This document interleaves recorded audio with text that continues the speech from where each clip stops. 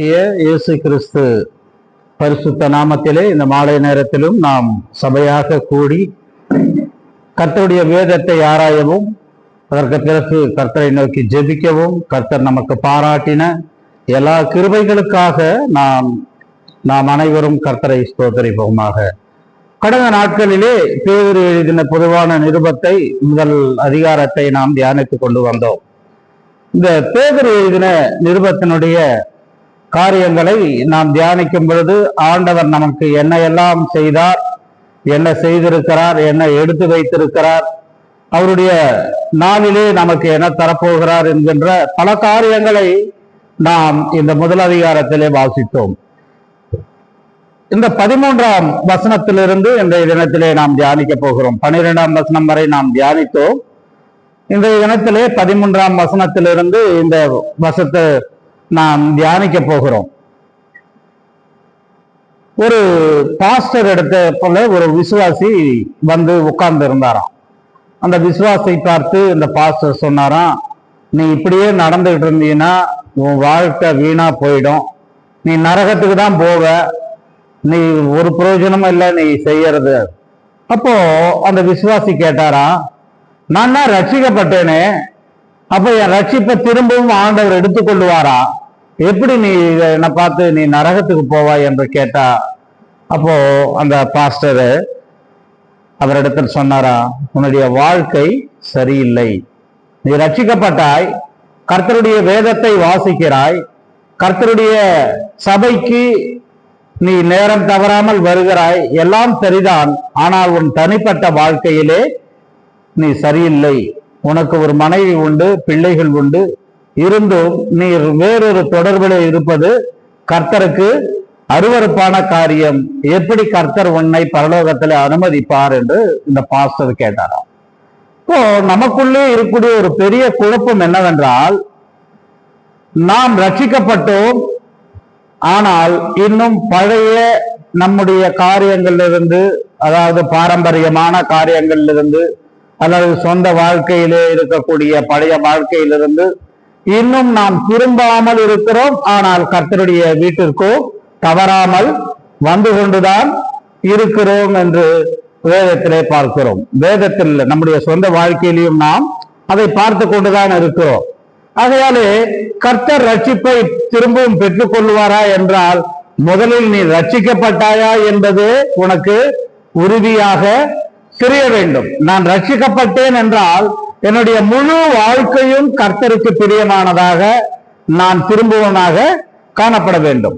Oxford யூனிவர்சிட்டியில அல்ஸ்ட்ரோ மேக்டன் என்கின்ற ஒருவர் அமெரிக்கா எவேஞ்சலிக்கல் சர்ச்சையை குறித்து அவர் இப்படியாக எழுதினாராம். அவர் பேர் ஆல்ஸ்ட்ரோ மேக்டர் என்கின்றவர். அமெரிக்காவில் இருக்கக்கூடிய ஒரு இவாஞ்சலிக்கல் சர்ச்சையை பார்த்து அவர் சொன்னாராம், மனிதர்களை கர்த்தரிடத்தில் அழைத்து வருகிறீர்கள், எல்லா மனிதர்களையும் பாவத்தை உணர்த்தி கர்த்தருக்கு அருகிலே, அதாவது கர்த்தர் அண்டையிலே அழைத்து வருகிறீர்கள், நல்லதுதான். ஆனால் கர்த்தருக்குள்ளே வளரும்படி செய்கிறதில்லை. சபைகள் என்ன செய்கிறது? ஒருவன் சபைக்குள்ளே கர்த்தருக்குள்ளே வரணும்னு நாம பிரயாசப்படுறோம், டிராக்ஸ் ஊழியம் பண்றோம், சுவிசேஷத்தை தெருக்களிலே அறிவிக்கிறோம், தனிப்பட்ட முறையில் வீடுகளை சந்திக்கிறோம், எல்லாம் சரிதான். அந்த குடும்பமோ அல்லது நபரோ சபைக்குள் வந்துவிட்டால் அவரை கர்த்தருக்குள் வளராமல் நமக்கு கீழாக நாம் அவர்களை வைத்திருக்கிறோம் என்கின்றதை சொன்ன உடனே அங்கு இருக்கக்கூடியவர்கள்லாம் அந்த ஆல்ஸ்ட்ரோ மேக்டனரை எதிர்த்து பேசியிருக்கிறார்கள். ஏனென்றால் இன்றைய தினத்திலே சபைக்குள்ளே இருக்கக்கூடியவர்களுக்குள்ளே, சபையை நடத்தக்கூடியவர்களுக்குள்ளே, அது ஊழியராக இருக்கலாம், மூப்பராக இருக்கலாம், அல்லது டீக்கனாக இருக்கலாம், யாராகவும் இருக்கலாம். ஆனால் அநேக பாஸ்டர்மார்களுக்குள்ளே இன்றைய தினத்தில உலகளவிலே அவர்கள் ஆராய்ச்சி செய்து சொன்ன காரியம், பாஸ்டர்மார்களுக்குள்ளே விபச்சாரமானது இருக்கிறது, சபைகளுக்குள்ளேயே விபச்சாரம் நடக்கிறது. அப்போ ஆண்டவருடைய சித்தம் என்னவென்றால், நம்மை சீஷனாக்க வேண்டும். நீங்கள் உலகமெங்கிலும் போய் சுவிசேஷத்தை பிரசங்கம் பண்ணுங்கள், பிதா குமாரன் பரிசுத்த ஆவியின் நாமத்திலே நீங்கள் அவருக்கு ஞானஸ்தானம் கொடுத்து அவரை சீஷராக்குங்கள் என்று சொன்னார். சீஷராக்குங்கள் என்கின்ற அந்த வார்த்தை என்னவென்றால், யார் சீஷனாக மாற வேண்டுமோ அவர்கள் தன்னைத்தானே வெறுமையாக்க வேண்டும், தன்னைத்தானே வெறுக்கணும். தன்னைத்தான் வெறுத்து தன் சிலுவையை எடுத்துக்கொண்டு என்னை பின்பற்றி வர கடவன். ஒருவன் சீஷனாகணும் ஆண்டவருக்குன்னா அவன் தன்னைத்தானே வெறுக்கணும். தனக்கு விருப்பமானவைகளை, தனக்கு கண்களுக்கு இச்சையானவைகளை, இப்படிப்பட்ட எல்லாவற்றையும் அவன் வெறுக்கக்கூடிய ஒரு மனிதனாய் காணப்பட வேண்டும். நாம் இந்த முதல் 12 வசனங்களை தியானித்தோம். இந்த 12 வசனங்களிலே இண்டிகேட்டட் மோடுன்னு சொல்லுவாங்க. அதாவது இதுவரை கர்த்தர் உன்னிடத்தில் ஒண்ணுமே எதிர்பார்க்கவே இல்லை, நீ என்ன செய்யணும்னு அவர் சொல்லவே இல்லை.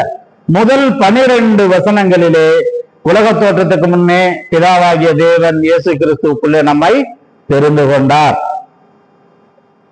அவர் ஒண்ணுமே எதிர்பார்க்கல, அவரை தெரிந்து கொண்டார். அதுக்கப்புறம் பரிசுத்த ஆவியானவர் கிரியை செய்து உன்னை ரட்சிப்புக்குள்ள வழி நடத்தினார். குமாரன் தன்னுடைய இரத்தத்தை உமக்கு தெளித்து உம்மை பரிசுத்தனாக நீதிமானாக மாற்றிக்கொண்டார்.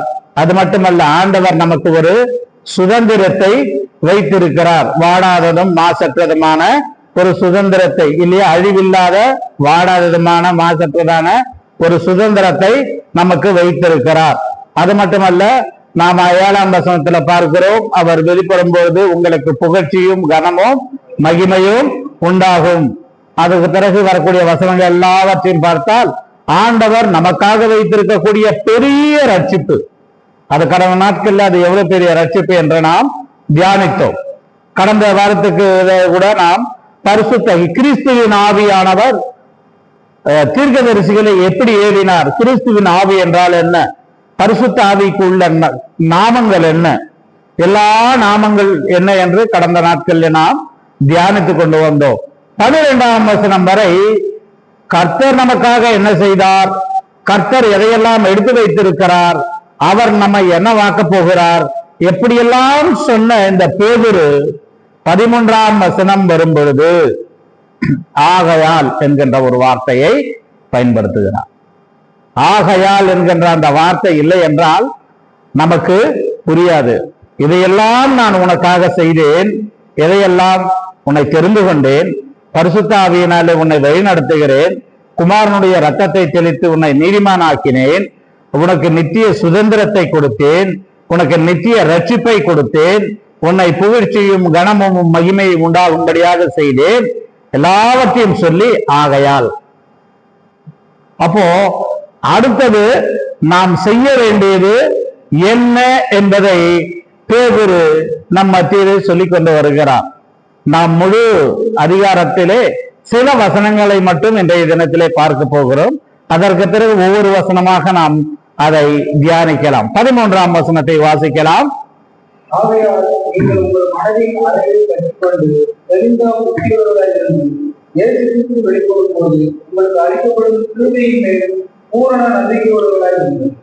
இருங்கள், ஆகையால் இப்படி இருங்கள்.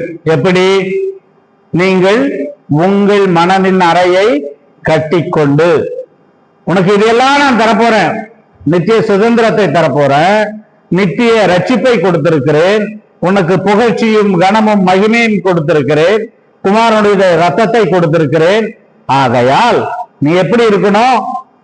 தெளிந்த புத்தி உள்ளவர்களாய் இருக்க வேண்டும். தெளிந்த புத்தி என்கின்ற அந்த வார்த்தையை நாம் உங்கள் மனதை அறையை கட்டிக்கொண்டு தெளிந்த புத்தி உள்ளவர்களாக்கி. தெளிந்த புத்தி என்கின்றால் என்ன நமக்கு புரியணும்னா, இப்போ தண்ணீரானது கலங்களாக இருக்கிறது, அந்த அழுக்கெல்லாம் கீழே போன பிறகு மேலே தண்ணீரானது தெளிவாய் காணப்படுகிறது. அப்போ தெளிந்த புத்தி என்பது நமக்குள்ளே இருக்கக்கூடிய இந்த குழப்பங்கள் அல்லது பிரச்சனைகள் அல்லது நம்முடைய சுய கட்டுப்பாட்டு இல்லாத காரியங்கள், இச்சைகள், இது எல்லாம் என்ன ஆகணும்? அதிலிருந்து நீ தெளிந்தவனாய் வெளியே வரணும். இது செய்கிறது கர்த்தருக்கு சித்தமா, கர்த்தருக்கு பிரியமானதாக செய்கிறேனா என்பதை நாம் புரிந்து கொண்டு அப்படியாக அதை செய்யணும். அப்போ நீங்கள் முதல் படி என்னவென்றால், இந்த மேலே சொல்லப்பட்ட அவ்வளவு காரியங்கள் ரட்சிப்புக்குள்ள வந்தவர்களுக்கு கொடுக்க போகிற இந்த 6 விதமான காரியங்களை உனக்கு வேண்டும் என்றால், ஆகையால் நீ பூரண நம்பிக்கை உள்ளவர்களாய், ஃபுல் ஹோப்.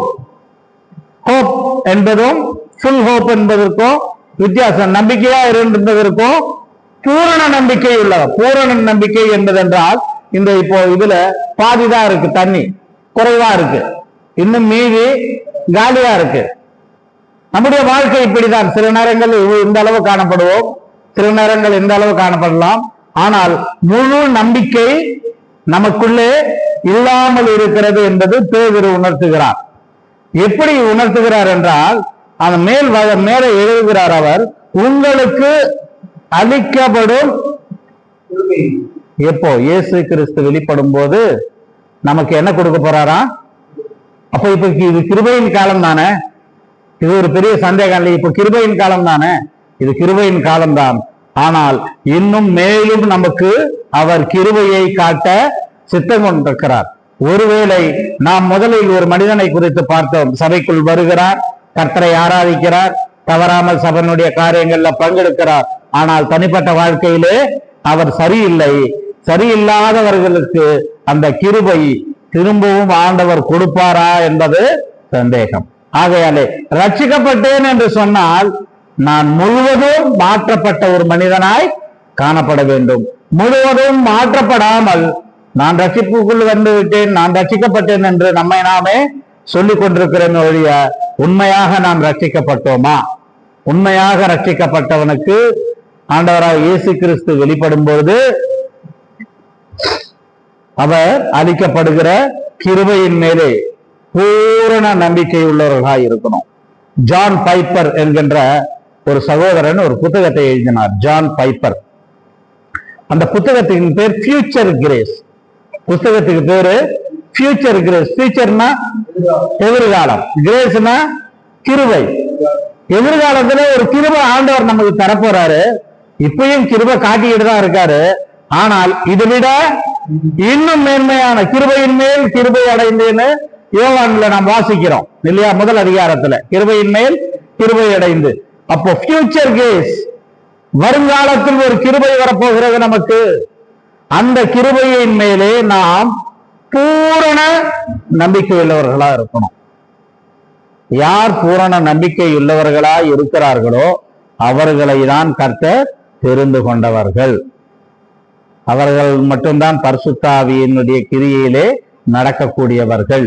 அவர்கள்தான் குமாரனுடைய இரத்தத்தினாலே கழுவப்பட்டவர்கள், நித்திய சுதந்திரத்திற்கு தகுதி உள்ளவர்கள், புகழ்ச்சி கனமும் மகிமைக்கு அவர்கள்தான் பாத்திரவான்கள். அவர் எப்படிப்பட்ட பெரிய ரட்சிப்புன்னு பார்த்தோம். பெரிய ரட்சிப்பு, அதாவது பழைய ஏற்பாட்டின் தீர்க்கதரிசிகள் கிறிஸ்துவின் ஆவியினாலே இதை அவர்கள் எழுதி வைத்திருந்தார்கள்.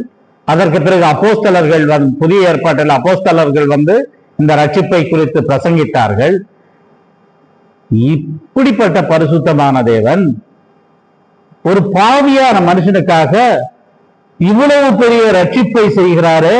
அது எப்படி இருக்கிறது என்கின்ற காரியத்தை தூதர்கள் என்ன பண்றாங்க, மேல இருந்து அந்த ஸ்கிரீனை விலக்கி, எங்க இருக்கு அந்த வசனம் வாசிக்கலாமா? உற்று பார்க்க தேவதூதரம் ஆசையா இருக்கிறார்கள். 12ஆம் வசனம் கடைசியில இருக்கு. இந்த ரட்சிப்பு எப்படிப்பட்டதோ, இந்த ரட்சிப்பு எப்படிப்பட்டதோ. தூதர்களுக்கு ரட்சிப்பு தேவையில்லை. வீழ்ந்து போன தூதர்களுக்கு ரட்சிப்பு இல்லை. தூதர்களுக்கு ரட்சிப்பு தேவையில்லை. ஆனால் கர்த்தர் தள்ளினார் அல்லவா சில தூதர்களை.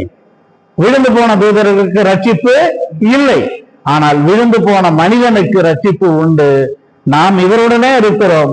ஆனால் இவர் நமக்காக செய்கிறதை காட்டிலும் இவர் சிருஷ்டித்த இந்த மனிதனுக்காக தன்னைத்தானே மனித ரூபம் எடுத்து சிலுவையிலே மரித்து ரட்சிப்பு கொடுத்திருக்கிறார். இந்த ரட்சிப்பு எப்படிப்பட்டதோ என்று தூதர்கள் மேலந்து உற்று பார்க்கிறாங்க. இந்த ரட்சிப்பு இவ்வளவு பெரிய காரியமா?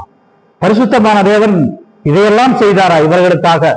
எங்களை காட்டிலும் அவர்களுக்கு மேன்மையான காரியங்களை செய்கிறாரே. இந்த மனிதன் தன்னை விட்டு விலகி போகாதபடிக்கு திரும்பவும் அவரை தன்னுடைய அண்டையிலே சேர்க்கும்படியாக இவ்வளவு பெரிய ரட்சிப்பை செய்கிறார் என்கின்ற பூரண நம்பிக்கை உள்ளவர்களாய் இருங்கள். முதல் காரியம், முதல் படியை, முதல் ஃபர்ஸ்ட் ஸ்டெப் என்ன என்றால் பூரண நம்பிக்கை. இரண்டாவதாக 1ஆம் அதிகாரம் 14 16 வசனங்களை நாம் தியானிப்போம் என்றால், நீங்கள் முன்னே உங்கள் அறியாமையினாலே கொண்டிருந்த இச்சைகளின்படி இனி நடவாமல், இதுவரை எப்படி நடந்துட்டு இருந்தீங்க? இச்சையிலே நடந்துட்டு இருந்தீங்க, இனிமே நடக்க வேண்டாம். ஏன் நடக்க வேண்டாம்? கீழ்ப்படுகிற பிள்ளைகளா இருந்து, யாருக்குள்ளே கீழ்ப்படிதல் இருக்கிறதோ அவர்கள் கர்த்தருக்கு பிரியமா இருப்பாங்க. கீழ்ப்படிதல் இல்லை என்னால பழைய வாழ்க்கை இன்னும் அவர்களுக்குள்ள இருக்குன்னு அர்த்தம். கீழ்ப்படுகிற பிள்ளைகளா இருந்து உங்களை அழைத்தவர் பரிசுத்தராய் இருக்கிறதை போல நீங்களும் உங்கள் நடக்கை எல்லாவற்றிலையும் பரிசுத்தராயிருங்கள். 13ஆம் வசனம் கடைசியில் என்ன பார்த்தோம்? பூரண நம்பிக்கை உள்ளவர்கள் முதல் படி. 2வது படி, நீங்கள் உங்கள் நடக்கைகள் எல்லாவற்றிலையும் பரிசுத்தராயிருங்கள். 13ஆம் வசனத்துக்கு அப்புறம் தான் பேதுரு பேச வேண்டியதே பேசுறாரு. 12ஆம் வசனம் வரை உங்களுக்கு உங்களிடத்திலிருந்து ஒண்ணுமே எதிர்பார்க்கல. அவர் என்னெல்லாம் கொடுக்க போகிறாரோ, நமக்காக என்னெல்லாம் ஆயத்தம் பண்ணி வைத்திருக்கிறாரோ இதையெல்லாம் எழுதிய பேதுரு இப்பொழுது 13ஆம் ஆகையால் அப்படின்னு சொல்லி ஆரம்பிக்கிறாரு. ஆரம்பிக்கும் பொழுது நீங்கள் பூரண நம்பிக்கை உள்ளவர்களா இருக்கணும். 2வதாக எப்படிப்பட்ட வாழ்க்கை இருக்கணும்? பரிசுத்த வாழ்க்கை. பரிசுத்த வாழ்க்கை என்றால் என்ன? இன்னும் நமக்கு நிறைய அது புரியாம இருக்கு. பரிசுத்தம் நான் கடந்த நாட்கள்ல நம்ம மெக்டொனால்டு ஒரு புத்தகத்தை பாதி வாசிச்சு நேரம் இல்லாம எடுத்து வச்சிட்டேன். மறந்து போன சத்தியம். நமக்கு ஒரு சத்தியம் மறந்து போச்சு, அப்படி எழுதுறாரு அவரு அந்த புஸ்தகத்துல. விருகம்பாக்கம் அரும்பாக்கத்துலதான் அந்த புக்கு வாங்கினேன், நம்ம கடையில. என்ன, நீங்க மறந்து போனது ஒன்று இருக்கிறது. அது என்னவென்றால், மறந்து போன காரியத்தை சொல்லுகிறேன், நீங்கள் பரிசுத்தத்தை மறந்து போனீர்கள்.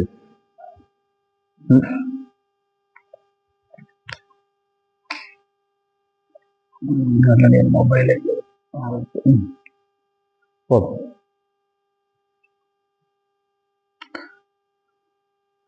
நீங்கள் மறந்து போன காரியம் என்னவென்றால் பரிசுத்தத்தை மறந்து விட்டீர்கள். பரிசுத்த நடக்கை. கர்த்தர் நம்ம இடத்துல என்ன எதிர்பார்க்கிறாரு?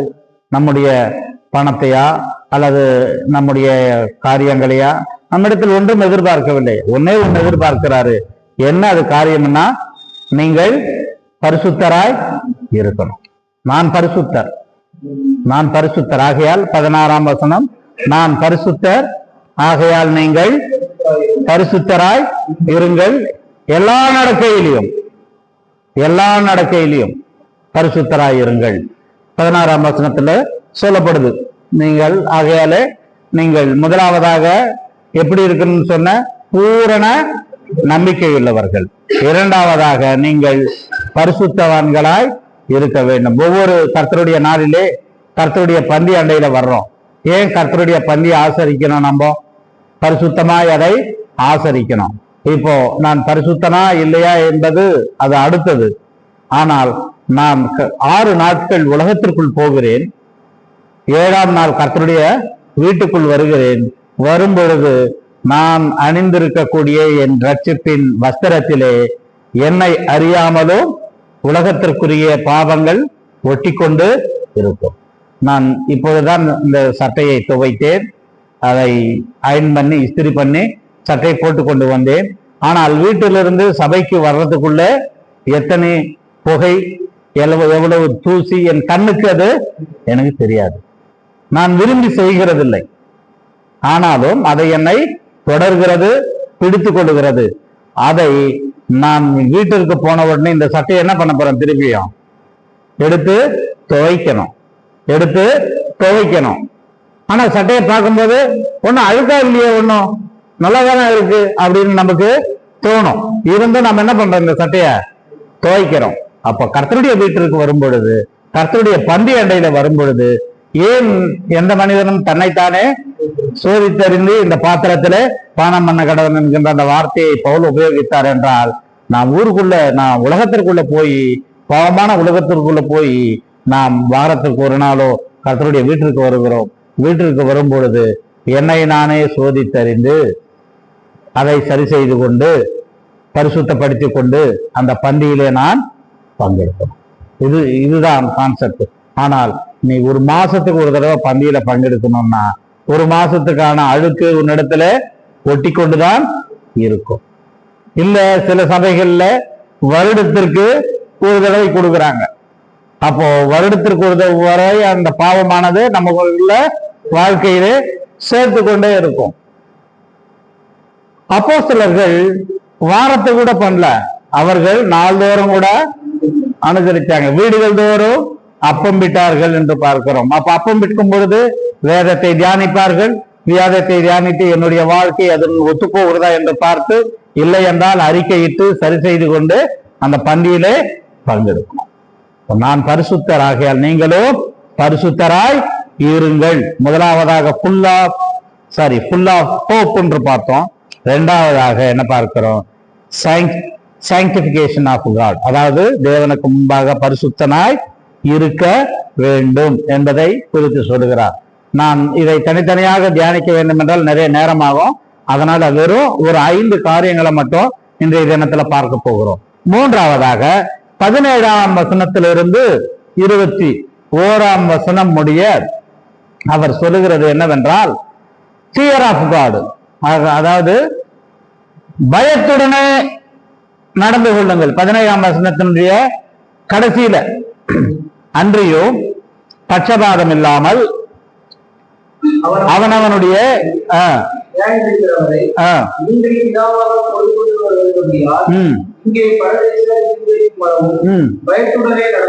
நீங்க இங்க பரதேசிகள், ஃபாரினர்ஸ், இது என்னுடைய நாடு அல்ல. இங்க நான் சில காலம் இருக்க வந்திருக்கிறேன். என்னுடைய குடியிருப்போ பரலோகத்தில் உள்ளது. நான் பரலோகத்திற்குரியவன். அத நம்ம மனசுல எப்பவுமே புரிஞ்சுக்கிட்டு இருக்கணும். அப்போ இந்த உலகத்துல இருக்கிற வரை நாம் பயத்துடனே நடந்து கொள்ள வேண்டும். அதுக்கு 17ஆம் வசனத்தினுடைய ஆரம்பத்துல சொல்றாரு, அன்றியும் பட்சபாதம் இல்லாமல் அவன் அவனுடைய கிரிகளின்படி நியாயம் தீர்ப்பார். பட்சபாதமே கிடையாது. நீங்க அன்னைக்கு அழுது காலை பிடிச்சுக்கிட்டா கூட அவர் மன்னிக்க மாட்டார். ஏனென்றால் கிருபையின் காலத்தில் நம்மை வைத்திருக்கிறார். ஒரு சிறிய உதாரணம் சொல்லுகிறேன். ஒரு ஐஸ்வர்யவான் இருந்தான் என்று பார்த்தோம், ஒரு தரித்திரன் இருந்தான் என்று ஆண்டவர் ஒரு உவமையை சொல்லுகிறார்.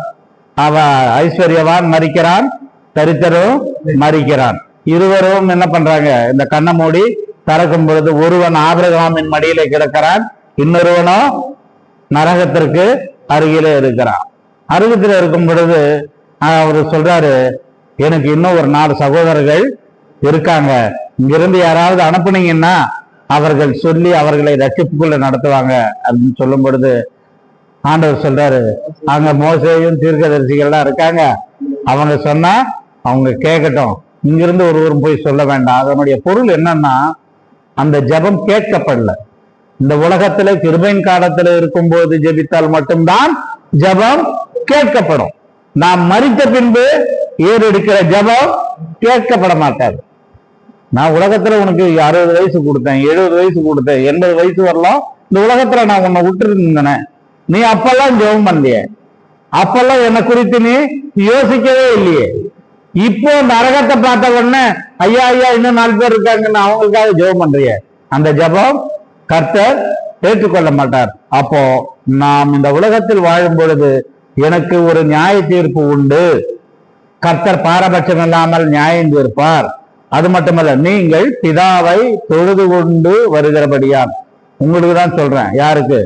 விசுவாசிகளுக்கு, சபைக்கு தான் சொல்றேன். நீங்க தொழுது கொண்டு வருகிறபடியால் இங்கே பரதேசிகளாய் சஞ்சரிக்கும் அளவும் பயத்துடனே நடந்து கொள்ளுங்கள். Fear of God. ஏன் 18ஆம் வசனத்துல சொல்றாரு?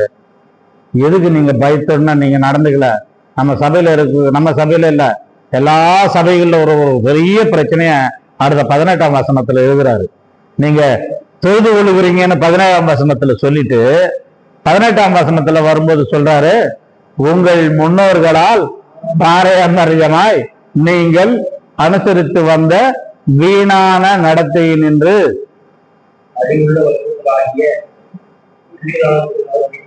போதும். முதல்ல என்ன சொல்றாரு? முன்னோர்களால் பாரம்பரியமாய் நீங்கள் அனுசரித்து. ஏன்பா இது செய்றீங்க? அதெல்லாம் எனக்கு தெரியாது. அது செய்யலைன்னா நம்மள விலக்கி வச்சிருவாங்க இல்லையா? நம்மள தள்ளி வச்சிருவாங்க, ஊர்ல இருந்து தள்ளி வச்சிருவாங்க. அதனால செய்யறோம். ஏன் இது செய்யணும்? இது பாரம்பரியம். பாரம்பரியத்துக்கும் பக்திக்கும் நிறைய வித்தியாசம் உண்டு இல்லையா? நாம சிக்கிக்கிட்டு இருக்கிறது பக்தியில இல்ல, பாரம்பரியத்துல தான் சிக்கிக்கிட்டு இருக்கிறோம். அதை செய்யணும், இப்படிதான் செய்யணும். திருமணம்னா இப்படிதான் செய்யணும், அல்லது ஒருவர் மரித்தால் இப்படிதான் செய்யணும். இந்த பாரம்பரியத்துல மதிச்சிட்டு இருக்கோம். ஒரு ஹைதராபாத்ல ஒரு பெரிய மீட்டிங் நடக்குது. கேள்வி பதில்கள் நேரம், மதியானத்துக்கு மேல நாங்க லஞ்ச் முடிச்ச உடனே கேள்வி பதில்கள் நேரம். கேள்வி எல்லாம் எழுதி என்ன பண்ணோம்னா ஒரு காணிக்கை பெட்டி மாதிரி ஒண்ணு வச்சுட்டாங்க. அந்த பெட்டியில போட்டு போட்டு அதை நாங்க சாப்பிட போயிருந்தோம். எல்லாருக்கும் என்னென்ன கேள்வி இருக்குன்னு. லஞ்ச் முடிச்சுட்டு வந்ததுக்கு அப்புறம் தேவ ஊழியர்கள் மேல ஒவ்வொரு பேப்பரா எடுத்து நம்முடைய கேள்விக்கான பதிலை வேதத்திலிருந்து கொடுக்கணும். அப்போ ஒருவர் ஒரு கேள்வி கேட்டார். என்ன கேள்வினா, 16ஆம் நாள் ஜப கூட்டம் நடத்துறோமே, 16ஆம் நாள் மரித்தவர்களுக்காக ஆறுதல் கூட்டம் ஜப கூட்டம்னு நடத்துறோமே, இது வேதத்தில் உண்டா? இது வேதத்தில் உண்டா? இப்படி நடத்தணும்னு ஏதாவது வேதத்தில் நமக்கு சொல்லப்பட்டிருக்கா அப்படின்னு ஒருத்தர் சொல்றாரு. அதுக்கு பதில் இருக்கா? அப்ப ஏன் 16ஆம் நாளே செய்யணும்? அடுத்த நாளே கூட நீ ஜப கூட்டத்தை வச்சுட்டு போயிடலாமே, 4 நாள்ல கூட வச்சுட்டு போயிடலாமே. ஆனா என்ன பண்றாங்க? கரெக்டா 16ஆம் நாள் தான் ஜப கூட்டம் வைக்கிறாங்க. ஆறுதல் கூட்டம் 16ஆம் நாள் ஆறுதல் கூட்டம். பாரம்பரியமாய் வந்தது. இது எல்லாம் பாரம்பரியமாய் வந்தது. அதனாலதான் சொல்றாரு, பாரபட்சம் இல்லாமல் அவர் நியாயம் இருக்கிறவராய் இருக்கிறார். அது மட்டுமல்ல, நீங்கள் அவரை தொழுது கொண்டிருக்கிறீங்க. அதனால பயத்துடன் நடந்து கொள்ளுங்கள். என்னவெனில், உங்கள் முன்னோர்களால் பாரம்பரியமாய் நீங்கள் அனுசரித்து வந்த வீணான நடத்தை. வீணான நடத்தை. அப்போ எனக்குள்ள என்னெல்லாம் இருக்கோ வீணானதையெல்லாம் நான் மூட்டை கட்டி ஒதுக்கி வச்சோமா? இது கர்த்தருக்கு சித்தமானு நான் பார்க்கணும். நாம் எதுக்கு பயப்படணுமோ அதுக்கு பயப்படுறது இல்லை, எதுக்கு பயப்படக்கூடாதோ அதுக்கு பயப்படணும். நாளைக்கு என்ன நடக்குமோ பயம். நேற்று நடந்ததுக்கு நாளைக்கு என்ன பண்ண போறாங்களோ என்ன பயம். நேற்று நடந்த காரியங்களுக்காக பயப்படுறோம், ஃபியூச்சருக்காக பயப்படுறோம். இப்போ இருக்கக்கூடிய அரசாங்கத்தின் மூலமாக வரக்கூடிய துன்பங்களுக்காக பயப்படுறோம். இப்படி பலவிதமான பயங்கள் நமக்குள்ள இருந்துகிட்டே இருக்கு. ஆனா கர்த்தர் சொல்றாரு, நீங்க எதுக்கு பயப்படணுமோ அதுக்கு பயப்படல. இது செஞ்ச கர்த்தருக்கு பிரியுமா? கர்த்தர் கோபப்படுவாரா இல்ல பிரியப்படுவாரான்னு அதை நீங்க பாக்குறது இல்லை, அதுக்கெல்லாம் பயப்படுறது இல்லை. தேவ பயம் நமக்குள் மிக மிக முக்கியமானதாய் இருக்கணும். அதனால முன்னோர்களால் பாரம்பரியமாய் இருக்கக்கூடிய காரியங்கள் என்ன என்பதை நாம் தெளிவாய் பார்த்து இதை செய்யலாமா செய்யக்கூடாது, இது செய்தால் கர்த்தருக்கு சித்தமா. இந்த பேதுரு நிருபத்தை எழுதும் பொழுது சபைகளுக்கு தான் எழுதினார். சபையில் உள்ள விசுவாசிகளுக்கு, ரட்சிக்கப்பட்டவர்களுக்கு, நான் கர்த்தருடைய பிள்ளை என்று சொல்லிக் கொண்டிருக்கிறவர்களுக்கு, கர்த்தருடைய ஊழியத்திற்குள் இருக்கக்கூடியவர்களுக்கு தான் இந்த நிருபத்தை எழுதுகிறார். உங்களுக்கு நீங்கள் பயத்துடனே நடந்து கொள்ளுங்கள். முதல் பார்த்தது, நாம் பூரண நம்பிக்கை உள்ளவர்களாக இருக்கணும், நாம் பரிசுத்தர்களாய் இருக்கணும். மூன்றாவதாக நாம் பயத்துடனே நடந்து கொள்ளும். நான்காவதாக அது 21ஆம் வசனம் மாதிரி சொல்லிக்கிட்டே வர்றாரு. என்னன்னு, குற்றமில்லாத மாசற்ற ஆட்டுக்குட்டியின் கிறிஸ்துவின் விலையேறப்பட்ட ரத்தத்தினாலே மீட்கப்பட்டீர்கள் என்று அறிந்திருக்கிறீர்களே. அவர் உலக தோற்றத்திற்கு முன்னே குறிக்கப்பட்டவராய் இருந்து, யாரு? இயேசு கிறிஸ்து. அவர்னா யாரு? இயேசு கிறிஸ்து. அவர் உலக தோற்றத்திற்கு முன்னே குறிக்கப்பட்டவராய் இருந்து தனது மூலமாய் தேவன் மேல் விசுவாசமாய் இருக்கிற உங்களுக்காக இந்த கடைசி காலங்களில் வெளிப்பட்டார். உங்களுக்காக தான் அவர் வெளிப்பட்டாரு. உங்கள் விசுவாசமும் நம்பிக்கையும் தேவன் மேல் இருக்கும்படி அவரை மரித்தோரிலிருந்து எழுப்பி அவருக்கு மகிமையையும் கொடுத்தார். அப்படி சொல்லி இப்ப சொல்றாரு, ஆகையால். இந்த ஆகையால் அப்படியாக இதெல்லாம் ரொம்ப முக்கியமானது. ஆகையால் நீங்கள் மாயமற்ற சகோதர சிநேகமுள்ளவர்களாயிருக்கும் படி ஆவியினாலே சத்தியத்திற்கு கீழ்ப்படிந்து உங்கள் ஆத்துமாக்களை சுத்தமாக்கி கொண்டவர்களாய் இருக்கும்படியால் சுத்த இருதயத்தோடு ஒருவில் ஒருவர் சபைக்குள்ள இப்போ குறை எதுன்னா அன்பில்லை. சபைகளுக்குள்ள அன்பில்லை. இப்போ 368ஆம் பாடல் பாடணுமா? 369ஆம் பாடல்ல என்ன பாட்டு தெரியுமா? அன்பே பிரதானம் சகோதர. ரொம்ப அருமையான பாட்டு. அந்த காலத்துல ஜிக்கி பாடின பாட்டு. நான் அடிக்கடி அதை கேட்பேன். நான் அந்த பாட்டை, அன்பே பிரதானம் சகோதர, அன்பே பிரதானம். இப்போ நீங்கள் ஊக்கமாய் அன்பு கூறுங்கள் கட்டளையாக கொடுக்கிறார், அல்லது பொறுப்பு. நீ எதையெல்லாம் மறந்து விட்டாய் அதையெல்லாம் அவர் ஞாபகப்படுத்துகிறார். பேதுரு, நீ பூரண நம்பிக்கையாயிரு, பரிசுத்தனாய் இரு, கர்த்தருக்கு பயந்திரு. கடைசியாக நான்காவதாக இல்லையா, 4வது படி என்ன சொல்றாரு? ஊக்கமாய் அன்பு கூறுங்கள். நீங்கள் யாருக்கிட்ட அன்பு கூறணும்? அந்த சொல்லப்படுகிற முழு காரியம் என்னவென்றால், யாருக்கு இடத்துல நாம் அன்பு கூறணும்னா சகோதரருக்குள்ளே இல்லையா, சகோதர சிநேகம் உள்ளவர்களாய் இருக்கும்படி 22ஆம் வசனத்துல கண்டினியூ வாசிக்கலாமா? அழிவுள்ள வித்தினால அல்ல, என்றென்றைக்கும் நிற்கும் ஜீவ உள்ள வசனமாகிய அழியாத வித்தினாலே மறுபடியும் ஜனிக்கப்பட்டிருக்கிறீர்களே. அதாவது களே அப்படின்னு சொல்றாரு. ஒரு வார்த்தையும் அதை உச்சரிப்பு பாருங்க. நீங்க அழிவில்லாத வசனத்தமாகிய வித்தினாலே நீங்கள் ஜனிப்பிக்கப்பட்டீர்கள். அதாவது திரும்பவும் பிறந்திருக்கீங்க இல்லையா? மாம்சம் எல்லாம் புல்லை போலவும் மனுஷருடைய மகிமை எல்லாம் புல்லின் பூவை போலவும் இருக்கிறது. புல் உலர்ந்து போவும் அதன் பூவும் கர்த்தருடைய வசனமோ என்றென்றைக்கும் நிலைக்கும். நீ கர்த்தருடைய வசனத்தினாலே ஜனிப்பிக்கப்பட்டாய். கர்த்தருடைய வசனம் அழிவில்லாத ஒரு வித்து, அழிவில்லாதது. அந்த வசனம் என்றைக்கும் நமக்குள்ள நிலைத்திருக்கு.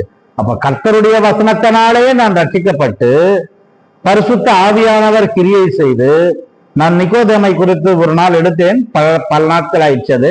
நிக்கோதேமை குறித்து சொல்லும்போது சொன்னேன், பரிசுத்த ஆவியும் தேவ வசனமும் இணைந்து ஒரு மனிதனை ரட்சிப்புக்குள்ள நடத்துது. வசனம் உள்ள போய் விதைக்கும் பொழுது பரிசுத்த ஆவியானவர் கிரியை செய்ய ஆரம்பிக்கிறார். இப்போ அந்த வசனத்தினால நீங்கள் மறுபடியும் ஜனிப்பிக்கப்பட்டிருக்கிறீர்கள். அதனால யார் இடத்துல அன்பு கூறணும்னு 22ஆம் வசனத்துல சொல்லப்படுகிறது. சகோதரர்களுக்குள்ளே, சபைகளுக்குள்ளே, விசுவாச குடும்பங்களுக்குள்ளே. ஒரு குடும்பத்துல சரி ஏதோ அவர்கள் ரொம்ப ஏழ்மையிலேயோ அல்லது பலவீனத்திலேயோ வியாதியில இருக்காங்கன்னா நம்ம உடனே என்ன பண்ண? சபையில உள்ளவங்க அவர்களிடத்தில் போய் அன்பு பாராட்டி அவருடைய தேவைகளை சந்திக்க. சபைக்குள்ள இன்னைக்கு அன்பு இல்லை. சபைகளுக்குள்ள அன்பு தணிந்து போய்விட்டது. இன்றைய தினத்திலே போட்டியும் பொறாமைகளும் இதுதான் அதிகமாய் கொண்டிருக்கிறது. நான் நடந்து கொள்ளுகிற முறை சரியா? இந்த சகோதரனுக்கு இப்படி நடந்து விட்டதே, நான் ஏன் போய் பார்க்கவில்லை? ஒரு ஊழியர் அவர் எழுதும்போது சொல்றாரு, எனக்கு ஒருவர் மேல ரொம்ப, அதாவது என்னை குறித்து மிக தவறாக பேசி என்னுடைய ஊழியத்தை பாழாக்கி என்னை அனைவரும் வெறுக்கும்படியாக செய்து சபையை விட்டு வெளியே வரும்படியாக செய்த ஒருவருக்கு விபத்து நடந்துதான். அவர் எழுதுறார், அவருடைய வாழ்க்கை சரித்திரத்துல விபத்து நடந்தது. நான் அவரை போய் பார்க்கணும்னு நினைக்கிறேன். ஆனா என் மனசுக்குள்ள அந்த பழைய கசப்பு, கோபம் இன்னும் எனக்குள்ள இருந்துகிட்டே இருக்கு. நான் அவரை போய் பார்க்கவே கூடாதுன்னு நினைக்கிறேன். ஆனா கர்த்தர் பரிசுத்தாக என்ன செய்தாரு எனக்குள்ள, நீ சகோதர அன்பு காமிக்க, நீ போய் பாரு. முதல் நாள் யோசிச்சாரான், சரி நாளைக்கு போய்க்கலாம். அடுத்த நாள் யோசிச்சாரான், நாளைக்கு போயிடலாம். இப்படியே பேசிக்கிட்டே இருக்காரு. 5வது நாள் ஒரு முடிவு எடுத்தார். நான் போய் சகோதரனை பார்த்து ஒரு ஜெபம் பண்ணிட்டு வந்து என்னால முடிந்தது அவர் கையில் கரத்தில் கொடுத்து வரணும். இவர் கிளம்புறாரு, ஒரு செய்தி வருது, அவர் உலகத்தை கடந்து போய்விட்டார். அப்போ இந்த ஊழியக்காரர் சொல்றாரு, ஆண்டவர் என் மேல எவ்வளவு அன்பு காமிச்சாரு. நான் எத்தனையோ தடவை அவரை துக்கப்படுத்தினேன். என்னுடைய வாழ்க்கை முறையே சரியில்லை. ஊழியத்தில் தான் இருக்கேன், ஆனால் எனக்குள்ள வெறுப்பு, கசப்பு, பொறாமை இது எல்லாம் இருக்கு. இருந்தும் ஆண்டவர் என்ன பண்றாரு? என்ன நேசிக்கிறாரு. ஆனால் என்னோட சகோதரனை என்னால நேசிக்க முடியல. குறைந்தபட்சம் அவரை போய் கண்ணால் என்னால் பார்த்த ஆறுதல் கூட சொல்ல முடியல. அந்த வேதனை, அந்த காயம் இன்னும் எனக்குள் இருந்து கொண்டுதான் இருக்கிறது என்று அவருடைய வாழ்க்கை இதுல எழுதுறார். அப்போ சகோதரருக்குள்ள அன்பு, அதாவது விசுவாச குடும்பங்களுக்குள்ள அன்பு, அதைதான் அவர் பகிரங்கமாக சொல்லுகிறார். ஊக்கமாய் அன்பு கூறுங்கள். 22ஆம் வசனம், ஆகையால் நீங்கள் மாயமற்ற சகோதர சிநேகமுள்ளவர்களாய் இருக்கும்படி ஆவியினாலே சத்தியத்திற்கு கீழ்ப்படிந்து உங்கள் ஆத்துமாக்களை சுத்தமாக்கி கொண்டவர்களாய் இருக்கிறபடியால், நீங்க ஏற்கனவே சுத்தமா இருக்கிறீங்க, சுத்த இருதயத்தோடு ஒருவரில் ஒருவர் ஊக்கமாய் அன்பு கூறுங்கள். சபைக்குள்ள அன்பு இருக்கணும், விசுவாசிகளுக்குள்ள அன்பு இருக்கணும். கர்த்தர் நம்மேல் காண்பித்த அன்பை நாம் ஒருவருக்கொருவர் காட்டிக்கொள்ளணும். அதை சொல்லிட்டு தான் சொல்றாரு, நீங்க வசனத்தினால ஜெனிப்பிக்கப்பட்டீங்க. நீங்க ஏதோ உங்க தான தர்மங்கள்னால நீங்க ரட்சிப்புக்குள்ள வரல, சொந்த நீதியினாலே நீங்க ரட்சிப்புக்குள்ள வரல. இயேசு கிறிஸ்துவனுடைய ரத்தத்தினாலே நீங்கள் கழுவப்பட்டு வசனத்தினாலே நீங்கள் ஜெனிப்பிக்கப்பட்டீர்கள்.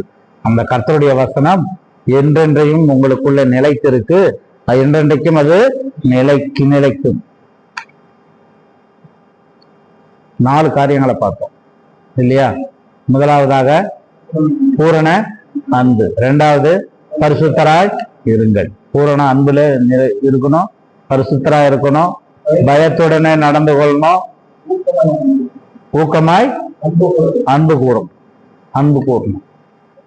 இதெல்லாம் முதல்லயே சொல்லல பேதுரு. முதல்ல சொல்லி நீங்க இதெல்லாம் இப்படி எல்லாம் நடந்துக்கிட்டா இது எல்லாம் ஆண்டவர் உங்களுக்கு தருவார்னு சொல்லாம, முதல்ல என்னையெல்லாம் கொடுத்திருக்கிறாரோ அதையெல்லாம் 12ஆம் வசனம் வரலன்னு சொல்லிட்டு 13ஆம் வசனத்துல இருந்து என்ன சொல்றாருன்னா, நீங்க இப்படி எல்லாம் இருந்தீங்கன்னா அதையெல்லாம் அடையலாம். 2ஆம் அதிகாரத்துல முதல் 3 வசனங்கள், 2ஆம் அதிகாரத்துல முதல் 3 வசனம் இப்படி இருக்க வாசிங்க.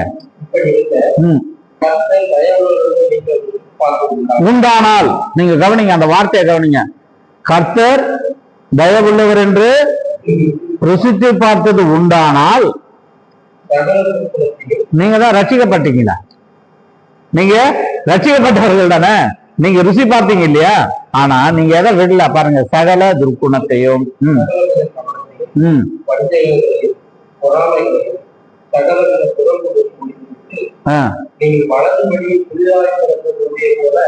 இந்த 2ஆம் வசனத்திலே சொல்லப்பட்ட காரியங்கள் எல்லாம் விசுவாசிக்கு உள்ள நடக்கும். ஆனா வெளியே பார்த்தா நல்ல ஒரு விசுவாசி, நல்ல ஜெபம் செய்கிற ஒரு சகோதரன் இல்லையா, நல்ல ஊழியம் செய்யக்கூடிய ஒரு ஊழியர், மூப்பர். ஆனா அவரும் அவரை நல்லவர் என்று ருசித்து பார்த்தார், தயவுள்ளவர் என்று ருசித்து பார்த்தவர் தான். ஆனா அவருக்குள்ள என்ன இருக்குன்னா, சகல துர்க்குணத்தையும், சகல விதமான கபடத்தையும், வஞ்சகங்களையும், பொறாமைகளும், சகலவித இந்த புறங்கூறுதல் தான் இப்ப அதிகம். புறங்கூறுதல அதிகம். இது எல்லாம் உள்ளுக்குள்ள நடக்குது. நீங்க அப்படியே சங்கீதம் 1 அதிகாரம் 1 வசனத்துக்கு வாங்க. சங்கீதம் இது அப்படியே வச்சுக்கீங்க. சங்கீதங்களின் புத்தகம் 1 அதிகாரம் 1 வசனம்.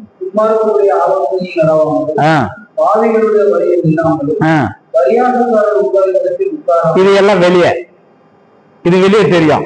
எது துன்மார்க்கரோட போனாலும் பாவிகளோட நின்னாலும் இதெல்லாம் வெளியே தெரியும். ஆனா இப்ப நம்ம ரட்சிக்கப்பட்டோம்னு சொல்லிக்கிட்டு இந்த பேதுரு 2ஆம் அதிகாரம் 2ஆம் வசனத்துல உள்ள இருக்கு, அதெல்லாம் வெளியே, இது எல்லாம் உள்ள. அப்போ 3ஆம் வசனத்துல வராரு, நீங்கள் வளரும்படி புதிதாய் பிறந்த குழந்தைகளைப் போல திருவசனமாகிய களங்கமில்லாத ஞானப்பாலின் மேல் வாஞ்சியாய் 5வது என்ன எதுல வாஞ்சியா இருக்கணுமா? வசனத்தின் மேலே வாஞ்சியாய் இருக்கணும். ஒரு பாஸ்டர் தான் சபைக்கு வரக்கூடிய எல்லா குடும்பத்துல மாசத்துக்கு ஒரு தடவை ஒரு குடும்பத்தை கண்டிப்பா போய் பார்ப்பார். ஒரு பாஸ்டர் இருக்காரு, அந்த பாஸ்டர் தான் சபைக்கு வரக்கூடிய எல்லா குடும்பங்களையும் சந்திப்பாரு. கண்டிப்பா மாசத்துக்கு ஒரு தடவையாவது குடும்பத்துக்கு போவாரு. அது ஒரு பணக்கார குடும்பம், சபைக்கு வராங்க. அதனால இவரும் மாசத்துக்கு ஒரு தடவை அந்த குடும்பத்துக்கு போய் ஜெபம் பண்ணிட்டு வருவாரு. பாஸ்டர் வராருன்னு இந்த வாரம் நம்ம வீட்டுக்கு வருவாரு, எப்படியும் ஜெபம் பண்ண அப்படின்னு தெரிஞ்ச உடனே அந்த குடும்பம் என்ன பண்ணுச்சுன்னா, அவர் வராருன்னு அவருக்கு நல்ல ஆகாரமோ இல்லை இது மாதிரி ஸ்பெஷல் ஃபுட்டு நல்ல ஆகாரம்லாம் செஞ்சு வச்சு காத்துட்டு இருப்பாங்க பாஸ்டர் வராருன்ட்டு. பாஸ்டர் இப்போ அந்த வீட்டுக்கு வந்தார். வீட்டுக்கு வந்த உடனே அவர் பாஸ்டர் வந்திருக்கார் இல்லையா, உடனே பாயாசம், வடை, பாயாசம் அதெல்லாம் கொடுத்து அவரை சாப்பிட சொன்னாங்க. வெள்ளி கிண்ணத்துல கொடுத்தாங்களா? எதுல கொடுத்தாங்களா? எதுக்கு? அவர் தேவ ஊழியர். அவரை நம்ம கனம் பண்ணா நமக்கோ கர்த்தர் ஆசீர்வாதத்தை தருவார். வெள்ளி ஸ்பூனும் வெள்ளி கிண்ணமும் கொடுத்தாங்களாம். அவரும் எல்லாம் எல்லாத்தையும் சாப்பிட்டு முடிச்சதுக்கு அப்புறம் அந்த குடும்பத்துக்காக ஜெபம் பண்ணிட்டு கிளம்பி வந்துட்டாரு. வந்த பிறகு பார்த்தா வெள்ளி ஸ்பூனை காணோம். என்ன காணோம்? வெள்ளி ஸ்பூனை காணோம். அவங்க என்ன சொல்றாங்க, நம்ம பாஸ்டர் அப்படிப்பட்ட மனுஷன் இல்ல, ரொம்ப தங்கமான மனுஷன், நம்ம பாஸ்டர் திருட்டு புத்தி எல்லாம் அவர்கிட்ட இல்ல, இங்கதான் எங்கேயோ இருக்கும், தேடி பாருங்க. சோஃபால தேடுறாங்க, ஒருவேளை கொண்டு வந்து கிச்சன்ல எல்லாம் பாத்திரம் போட்டாங்களா, அங்க இருக்கா, அப்ப தேடி பாக்குறாங்க, எங்குமே இல்ல. பாஸ்டர் கிட்ட போய் கேட்கவும் முடியாது. என்ன பாஸ்டர், எங்க வீட்டுல அப்போ உங்க வீட்டு வெள்ளி ஸ்பூனு காணாம போயிடுச்சு, உங்க வீட்டுக்கு வந்தா காண போன பொருளை என் தலையில போட்டுருவீங்களான்னு அவரு வேற கோவப்படுவாரு. என்ன பண்ணலாம்? அதுவும் வெள்ளி ஸ்பூன் ஆச்சு. இவங்க பார்த்துக்கிட்டே இருந்திருக்காங்க ரொம்ப நாளா. திருப்பி அடுத்த மாசம் பாஸ்டர் வரக்கூடிய நேரம் வீட்டுக்கு வந்துடுச்சு. வீட்டுக்கு வந்த உடனே எப்பவும் போல பாஸ்டர் வந்தார். பாஸ்டர் வந்த உடனே திருப்பி அவருக்கு இந்த தடவை வெள்ளி கிண்ணத்தெல்லாம் கொடுக்க கூடாது. என்ன போன தடவை என்ன காணாம போச்சு? ஸ்பூனு காணாம போயிடுச்சு இல்லையா? அதனால ஸ்டீல் கிண்ணமோ ஸ்டீல் ஸ்பூனும் கொடுத்தாங்க. அவர் சாப்பிட்டார். எல்லாம் சாப்பிட்டு முடிச்ச உடனே குடும்பத்தை கொடுத்து எல்லாத்தையும் விசாரிச்சு, அப்போ நான் ஜெபம் பண்ணி கிளம்பட்டுமா அப்படின்னா, அம்மாவும் பையனும் வீட்டுக்குள்ள பேசிக்கிறாங்க. அம்மா பாஸ்டர் கேளுமா, பாஸ்டர் கேளு, அந்த ஸ்பூன் என்னாச்சுன்னு அப்படின்னு பையன் சொல்றான். இல்லடா, பாஸ்டர் கிட்டலாம் கேட்கக்கூடாது, பாஸ்டர் கிட்டலாம் கேட்கக்கூடாது, ஏதோ தொலைஞ்சு போனா போகுது, நமக்கு இன்னொன்னு வாங்கிக்கலாம். இல்லம்மா, இப்படிப்பட்ட ஒரு பாஸ்டர் எப்படிமா சபையை நடத்துவாரு? இவர் நடத்துற சபைக்கு நம்ம எப்படி போக முடியும்? அவருக்குள்ளேயே பரிசுத்தம் இல்லையே, அவருக்குள்ள திருட்டு புத்தி வச்சிருக்காரு. கேளுமா அவங்க 2 பேரும் உள்ளுக்குள்ள பேசிக்கிட்டே இருக்காங்க. இவரு ஹாலில் உட்காந்துட்டு சொல்றாரு, வாங்க ஜெபம் பண்ணலாம், நான் கிளம்பணும் அப்படின்னு சொல்றாரு. ஆனா அவங்க வர்றதாவே இல்லை. அவர்கிட்ட ஜெபம் பண்ணா நான் வரமாட்டேன்னு பையன் சொல்லிக்கிட்டே இருக்கான். ஏன்னா ஸ்பூனு காணாம போனதுல இருந்து. பாஸ்டர் புரிஞ்சுக்கிட்டு, நீங்க உள்ள ஏதோ வாக்குவாதம்லாம் நடந்துட்டு போல இருக்கு, பரவாயில்ல வாங்க, உள்ள பிரச்சனை என்னன்னா நீங்க என்கிட்ட நேரடியா கேட்கலாம், ஒன்றும் பிரச்சனை இல்லை, நீங்க எதுவா இருந்தாலும் என்ன கேளுங்க.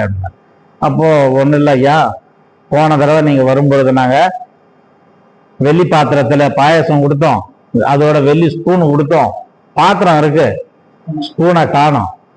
ஸ்பூனு போனதுல இருந்து அதுக்கு முன்னாடியோ அதுக்கு பின்னாடியோ யாரும் எங்க வீட்டுக்கு வரவே இல்லை, நீங்க மட்டும்தான் வந்துட்டு போனீங்க, அதனால உங்க மேல நாங்க பழி போறதா நினைச்சுக்க வேண்டாம் அப்படின்னா, நம்ம பொண்ணு அந்த பையன் ஓடி வந்து, அது நம்ம அப்படி போட்டு இருக்கிற, அவரு கொடுத்ததுக்கு அப்புறம் தானே ஸ்பூன் காணாம போச்சு, அவர்கிட்ட கொடுத்ததுக்கு அப்புறம் தான் ஸ்பூன் காணாம போச்சு, அதெல்லாம் நீங்க தப்பா எடுத்துக்காதீங்கன்னு சொல்ற, அவர் தானே எடுத்துருப்பாருன்னு பையன் இப்ப டைரக்டா ஃபேஸ் டு ஃபேஸ் சண்டைக்கு வந்துட்டான். அவர் பாசம் சிரிச்சுக்கிட்டே உட்காந்துட்டு சொன்னாராம், சரிப்பா, ஸ்பூன் காணாம போனதுக்கு நானே கூட காரணமா இருக்கிறேன், அந்த ஸ்பூன் என்னமோ நான் வாங்கி கொடுத்துட்றேன். இல்லை நீ ஸ்பூன் வாங்கி, அதெல்லாம் நாங்க பல ஸ்பூன் வாங்கிடுவோம், இந்த மாதிரி ஒருத்தர்கிட்ட நாங்க எப்படி வந்து ஜெபம் பண்றது, நீங்க நடத்துற சபைக்கு நாங்க எப்படி? பையன் ரொம்ப கோபமா பேசிட்டே இருக்காங்க. சரிப்பா, இது கடைசியா கூட இருக்கட்டும், கடைசியா ஜெபம் பண்ணிட்டு கூட நான் போறேன், இனி உங்க வீட்டுக்கு நான் வரல, ஏதோ வந்துட்டேன், படி போடுறீங்க, நீங்க என்ன பண்ணீங்கன்னா பைபிள் எடுத்துட்டு வந்துருங்க, நம்ம ஒரு வசனத்தை வாசிச்சுட்டு ஜெபம் பண்ணிட்டு நான் கிளம்புறேம்மா, தயவுசெய்து இனி நான் உங்க வீட்டுக்கு வரல. போயிட்டு பைபிள் எடுத்துன்னு வராங்க. பைபிள் எடுத்துட்டு வந்து அவர் ஒரு வசனத்தை சொல்றாரு. உடனே பைபிள் திறக்கிறாங்க. அந்த பைபிளுக்குள்ள இருக்கு ஸ்பூன். இந்த பைபிளுக்குள்ள பாஸ்டர் என்ன பண்ணிட்டாரு, ஸ்பூனை தூக்கி பைபிள் வச்சு ஜிப்பு போட்டு அங்க வச்சுட்டு போயிட்டாரு. பாஸ்டர் கிட்ட கொடுத்த ஸ்பூனை அவர் சுத்தமா தொடச்சிட்டு அவங்களுக்கே தெரியாம அவங்க பைபிளுக்குள்ள ஜிப்புக்குள்ள வச்சு பூட்டி அவங்க வீட்லயே வச்சுட்டு போயிட்டாரு. பாஸ்டருக்கு எதிரிலே பைபிள் திறக்கிறாங்க. உள்ள இந்த ஸ்பூன் கீழே வருது. இப்ப சொல்லுங்க, ஒரு மாசமா நீங்க பைபிள் வாசிச்சீங்களா? கர்த்தருடைய வசனத்தை மேல் தியானமா இருக்கீங்களா? இரவும் பகலும் தியானமா இருக்கிற மனுஷன் பாக்கியவான். இப்போ இங்க பேதுரு சொல்றபடி நீங்கள் திருவசனமாகிய இல்லையா ஞானப்பாலின் மேல் வாஞ்சியாய் இருங்கள்னு சொல்றாரு. ஒரு மாசமா நீங்க பைபிள் திறந்தீங்கன்னா உங்க ஸ்பூன் உங்களுக்கே கிடைச்சிருக்கும். ஒரு மாசமா நீங்க என்ன திறக்கல, பைபிளே திறக்கல. திருப்பி அடுத்த மாசம் நான் வந்து இப்போ நான் பைபிள் கொண்டு வா, வசனத்தை வாசி, அதுக்கு பிறகு நான் ஜெபம் பண்றேன்னு சொன்னதுனால்தான் நீங்க பைபிளை எடுத்துட்டு வந்திருக்கீங்க. இல்லைன்னா ஜெபம் பண்ணிட்டு கிளம்புன்றீங்க. அப்போ வசனத்தின் மேல உங்களுக்கு வாஞ்சை இல்லை. தேவனுடைய பிள்ளைகளா இருக்கீங்க, ரட்சிக்கப்பட்டவர்களா இருக்கீங்க, திருவசனத்தின் மேலே நீங்கள் வாஞ்சியா இல்லாம இருக்கீங்க. திருவசனம் தான் நம்மை உயிர்ப்பிக்கும். அந்த வசனத்தினாலே நம்ம ஜனிப்பிக்கப்பட்டிருக்கிறோம். அந்த வசனம் நமக்குள்ளே வேலை கிரியை செய்கிறது, நம்முடைய வாழ்க்கையை வெளிச்சம் போட்டு காட்டுகிறது. அதனால உங்க வீட்டு ஸ்பூனை நானு எடுத்துட்டு போலாமா? உங்க ஸ்பூனு உங்க வீட்டுல தான் வைத்தேன். நீங்க பைபிளை திறந்திருந்தீங்கன்னா இந்த ஸ்பூன் உங்களுக்கு கிடைச்சிருக்கும். நீங்க பைபிளே ஜிப்பே திறக்கல, அதனால அந்த ஸ்பூன் என்ன இருக்கு, பைபிளுக்குள்ளேயே இருந்திருக்கு. இதுல இருந்து உன்னுடைய விசுவாசம் அல்ல, தேவன் மேல் நீ வைத்திருக்கக்கூடிய அன்பு, தேவன் வசனத்தின் மேல நீ வைத்திருக்கக்கூடிய பிரியம் என்ன என்பது புரியுது. 5 ஸ்டெப்பு பார்த்தோம். என்னென்ன பார்த்தோம்? Full of grace, full of hope. பூரண நம்பிக்கை உள்ளவராக இருக்கணும், பரிசுத்தராய் இருங்கள், பயத்துடனே இருங்கள், ஊக்கமாய் சகோதரருக்குள்ள அன்பு கொள்ளணும். சகோதரருக்குள்ள வெளி அன்பு வேற. முதல்ல சபைக்குள்ள இருக்கக்கூடிய சகோதர குடும்பங்களுக்குள்ள அன்பை இருக்கணும். 5வதாக வசனத்திலே நாம் வாஞ்சையாய் இருக்கணும். இந்த 5 காரியங்கள் எந்த விசுவாசிக்குள்ள இருக்கோ அவருக்கு உண்டான காரியங்கள், முதல் சொல்லப்பட்ட 12 வசனங்கள்ல சொல்லப்பட்ட காரியங்கள், நித்திய மகிமை கிடைக்கும், நித்திய ரட்சிப்பு கிடைக்கும், நித்திய சுதந்திரம் கிடைக்கும், கனமும் புகழ்ச்சி மகிமை அவருக்கு தான் கிடைக்கும். பிதாவாகிய தேவன் அவரை உலக தோற்றத்துக்கு முன்பே முன் குறித்திருக்கிறார். ஆகையாலே இந்த 5 விதமான காரியங்கள் நமக்குள்ள இருக்கான். அப்படி இல்லைன்னா கர்த்தரிடத்துல ஒப்பு கொடுப்போம். இந்த 5 வச்சு யோசிச்சு பார்ப்போம். கர்த்தர் நம்மோட பேசுறாரு. இந்த 5 காரியங்கள், உனக்கு என் மேல பூரண நம்பிக்கை இருக்கா? நான் வரும்போது உனக்கு கிருபை கொண்டு வர போறேன். கிருபையின் மேல் கிருபை அடைந்தன்னு பார்த்தோம். அது மட்டும் இல்ல, நான் பரிசுத்தர், நீங்கள் பரிசுத்தராயிருங்கள். எதுல? எல்லாவற்றிலும். அந்த வார்த்தையை கவனிங்க. சபைக்கு வரும்போது மட்டும் இல்ல, எல்லாவற்றிலும் பரிசுத்தராய் இருங்க. பொருள் ஒருவர் அன்பு கூறும், பயத்துடன் நடந்து கொள்ளுங்க. எதுக்கு பயப்படணும்? எனக்கு ஒரு நியாய தீர்ப்பு இருக்கு, பாரபட்சம் இல்லாமல் கர்த்தர் நியாயம் தீர்ப்பார். அதனால் நீங்க பயத்துடன் நடந்து கொள்ளுங்கள். இந்த உலகத்துல நீங்கள் எப்படி பரதேசிகளா இருக்கீங்க, ஃபாரினர்ஸா இருக்கீங்க, உங்களுடைய தேசம் இதுவல்ல. பயத்துடனே நடந்து கொள்ளுங்கள். அவருடைய வசனம், அதாவது ஞானப்பாலின் மேல் வாஞ்சியாய் இருங்கள். அப்படியாக இருக்க கர்த்தர் தாமே நமக்கு உதவி செய்வாராக. மீதியான காரியங்களை நாம் அடுத்த வாரத்தில் பார்க்கலாம். ஜெபிப்போம்.